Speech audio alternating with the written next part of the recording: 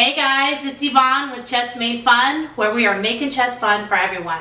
Last week we introduced to you the pawns game and how the pawn moves, captures, and attacks. This week we're going to be showing you how the knight moves, captures, and attacks. And to do that, we're going to introduce to you what's called the knight's game, or some people even call it the knight's tour. This game is really fun and exciting, especially for younger kids who are learning how to play the game. It takes away all the complexity of adding in all the pieces and trying to explain to them how the knight moves, which is so different from the other chess pieces, and breaks it down into very simple, easy instructions for the kids to understand. So check out the knight's tour. Before we play the knight's game, it's important to know how the knight moves. This piece moves one square up or down and two squares over, or two squares over and one square up or down in any direction. So here, this knight is attacking each one of these squares. Now, little tip, if your knight is on a light square, it's going to be attacking a dark square. So here, these are all the dark squares that the knight is attacking. If your knight is on a dark square, it's going to be attacking a light square. So when you're playing the knight's game, just look for the opposite color square to help you see what your next piece is going to be to capture. So to play the knight's game, you put an object in the center of each square. We got these beads at the Dollar Tree, and they work really well. Plus they're pretty. The kids love picking up the jewels. So what you do is you put the knight anywhere on the board. You can put it in the middle of the board. You can put it at the very edge of the board.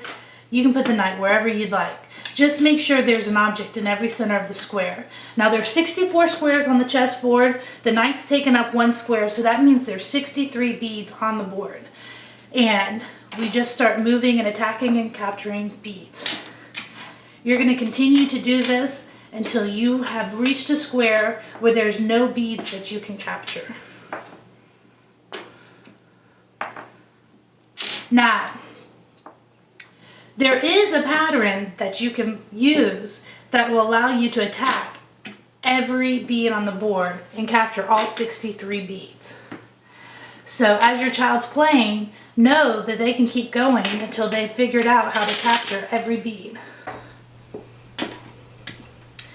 I'm just doing random movements tonight, so we'll probably not get all 63 beads.